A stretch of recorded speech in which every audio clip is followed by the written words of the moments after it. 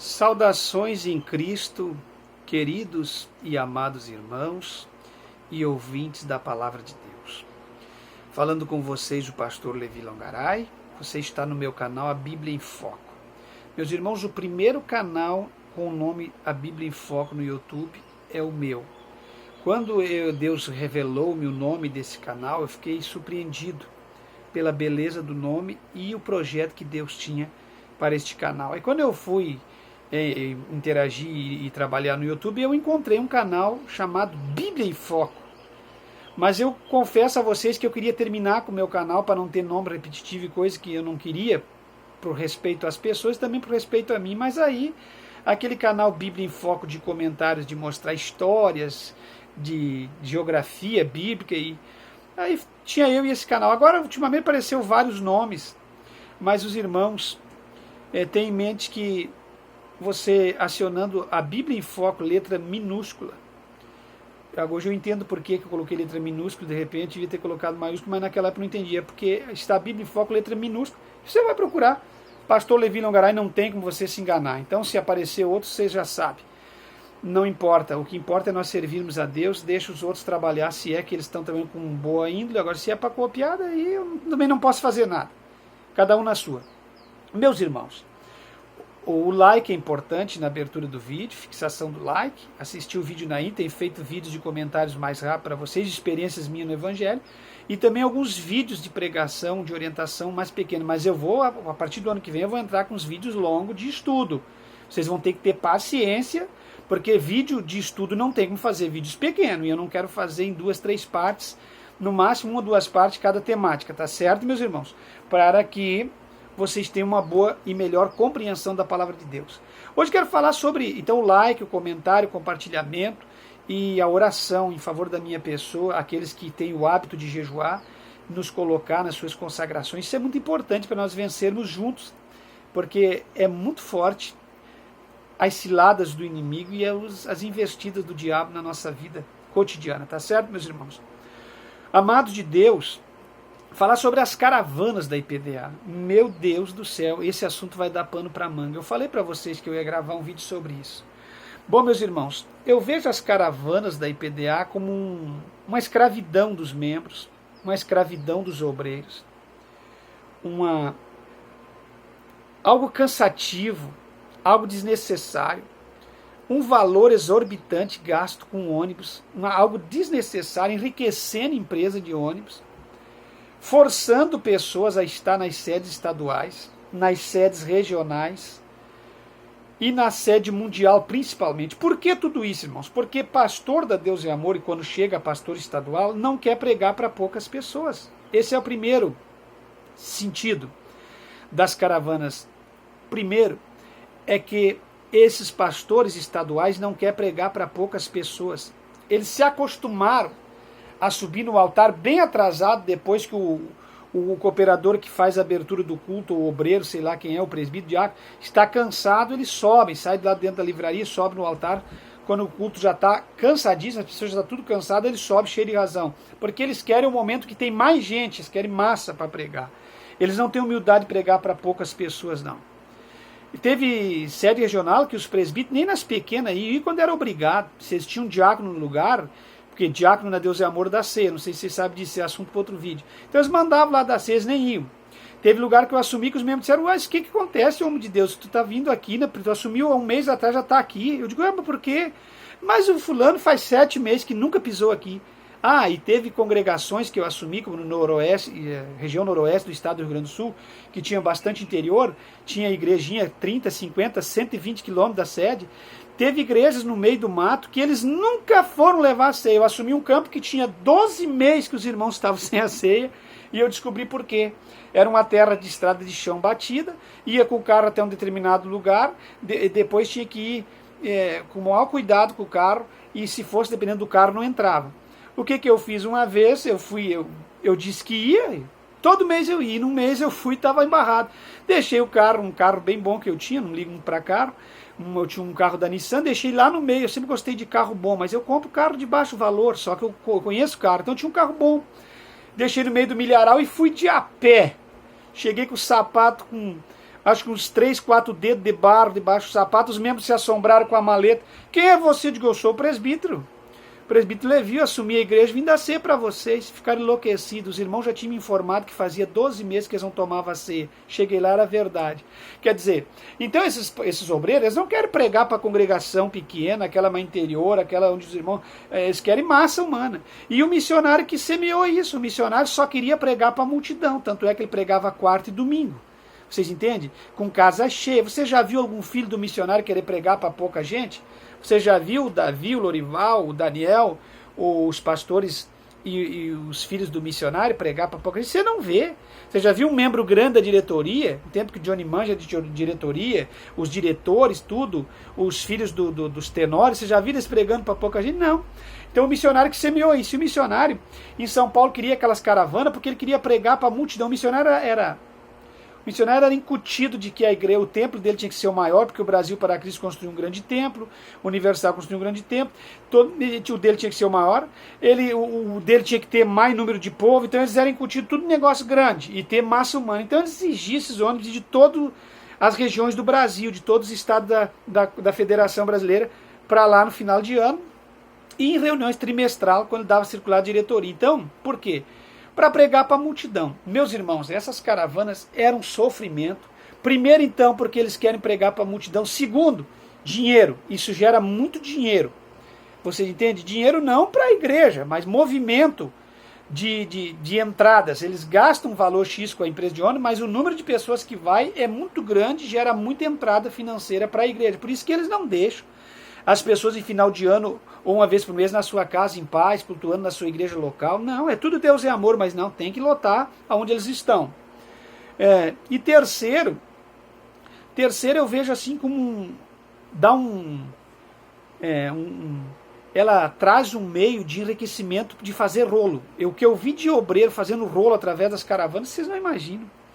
Caravana gerava rolo e dinheiro para obreiros regional, estadual, que faziam, às vezes, até um mexe com a própria empresa de ônibus, lotando ônibus, porque aí tinha as empresas que faziam orçamento na cidade, aí tinha aquele mexe em orçamento, tudo isso facilitando para a empresa, para eles ganhar um troco lá, naquele mistério das caravanas. Bom, as caravanas, do meu ponto de vista, tem uma opressão, que nem aqui no Rio Grande do Sul tinha pastor estadual que exigia cada cidade levar um X de ônibus. Tipo Pelotas levava 3, 4, 5, Santa Maria levava de 2 a 3, eu pastorei Santa Maria, tinha que levar no mínimo 2 ônibus cheios. Meu Deus, mas não tem como a gente levar 2 ônibus cheios uma vez a cada 30 dias em Porto Alegre, coisas dessa natureza. Não tem como. Cansa os irmãos, aí os irmãos, eu admirava a fé daqueles irmãos cansados, mas por obediência ao ministério, por obediência ao meu ministério, que eles me amavam em Santa Maria, eles lotavam aqueles ônibus e tudo para a capital. Bom, meus irmãos, e aí aquela empresa explorando, e aí aquela complicação de caravana, enfim, uma escravidão para a vida das pessoas. E se nós não lotássemos aquelas caravanas, o responsável estadual nos cortava, automaticamente nos cortava. Então nós tínhamos que lotar aqueles ônibus e levá-los. Em São Paulo a mesma coisa. Todo o estado da federação tinha que levar a caravana para superlotar a sede mundial. Então aquelas caravanas, aquelas pessoas passavam fome, necessidade. Quantos irmãos foram daqui de Porto Alegre que viajaram comigo, que eu vi, eles sem dinheiro para comer um almoço, mas eles enlouquecidos por conhecer o missionário ou a igreja, eles se enfiavam no ônibus e iam. Vocês entendem? Às vezes ganhava a passagem de um amigo, às vezes de um próprio irmão, às vezes entrava no ônibus de gaiato, 1 ou 2, e deixava eles ir, e aí não tinha. Quantas vezes nós tivemos que ali ajudar eles a comer na estrada um almoço, porque eles não tinham, eles se enfiavam e iam de qualquer jeito, e a gente não ia permitir o irmão passar fome conosco dentro do ônibus, entende? Então era tantas dificuldades nessas caravanas, que eu não vou me lembrar, vocês comentem, mas eram tantas e rolo, e confusão, e orçamento facilitado para ganhar dinheiro, que nem das imobiliárias que eu gravei no outro vídeo sobre o salão de locação, que eu tive um embate numa das cidades que eu pastorei, porque a pessoa lá estava anterior a mim, o pastor anterior a mim, estava fazendo conluio com os donos da imobiliária para ele ganhar uma espécie de ajuda mensal para. Então era tudo muito rolo no meio, tudo coisas assim desagradáveis que aconteciam, que não faz parte do caráter ilibado de um verdadeiro obreiro, servo de Deus. Bom, Aí, para mim encerrar, eu quero falar. Aí vocês comentem o que vocês dizem, o que vocês sofreram de caravana, o que vocês acham, se era uma escravidão ou não. Aí vocês comentem aí, irmãos. Que eu tive N experiências dentro de ônibus. Eu fui responsável por jovem dentro de ônibus.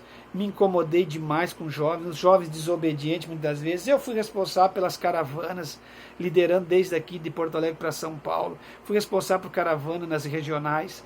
Quer dizer, e enquanto isso, os responsáveis estaduais passavam por cima de você, voando, e chegavam lá na sede mundial antes de você. Quando você chegava lá cansado, suado, fedorento, de tanto lutar dentro daqueles ônibus, às vezes ônibus ruim, sem ar-condicionado, porque eles baixavam orçamento para ganhar em cima, e quem se ferrava era os membros da igreja. Quantas vezes os membros foram de Porto Alegre, São Paulo, com ônibus sem ar-condicionado, que é o encerramento da minha fala agora. Então nós tínhamos o cuidado de às vezes pegar um ônibus bom ali, eu já ligava e já pedia para a empresa Santa Maria, não quero ônibus ruim, não quero ônibus sem ar, preciso de um ônibus que... Eu sempre me preocupei com os membros da igreja, essa é a realidade, sempre me preocupei com o bem-estar deles. É o mínimo que um pastor pode fazer, se preocupar com o bem-estar da igreja que ele pastoreia. Bom, e quantos ônibus que no tempo do Alaeve de Santana cuidava do estado do Rio Grande do Sul, que ele pegava ônibus daquela empresa de Alvorada, aquela empresa ruim, que não sei se vocês me ouviram no YouTube, vocês eram ruim de empresa, aqueles ônibus da Custódio, ônibus ruim, uns ônibus envelhecidos, e ele pegava, porque certamente tinha rolo, favores ali que ele lucrava, porque eu sei muito bem como é que funciona isso, porque eu não acredito que uma pessoa de sã consciência ia pegar ônibus daquela natureza para fazer os irmãos sofrer num calorão de final de mês de dezembro, final de ano, quando ir para aquelas reuniões de fim de ano.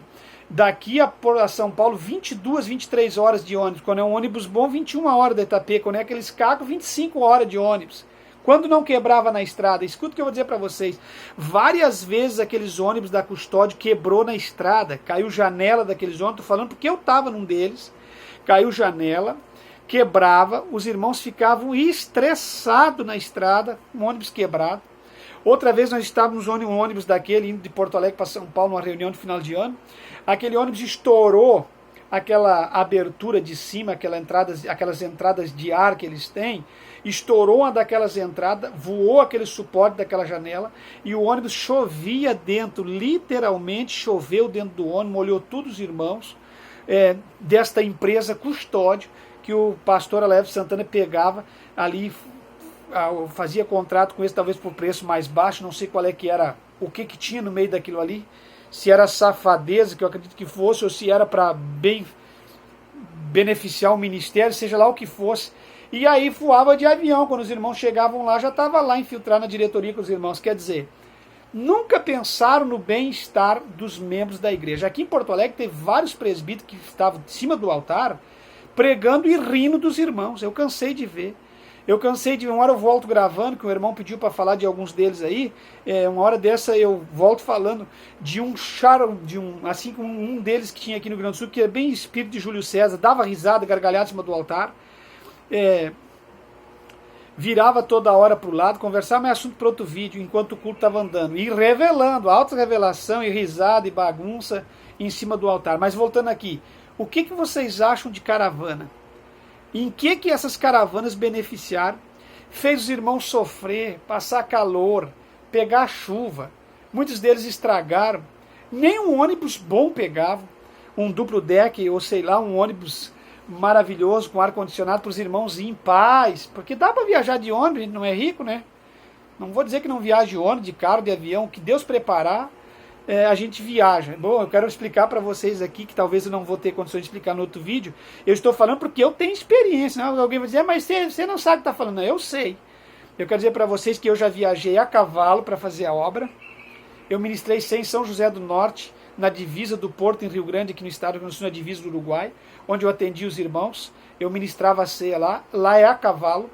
Eu já andei de lancha, eu já andei de barca, balsa, eu já andei do que você imaginar, de moto, já fiz a obra de moto, eu já andei de carro, eu já andei de ônibus, eu já andei de avião.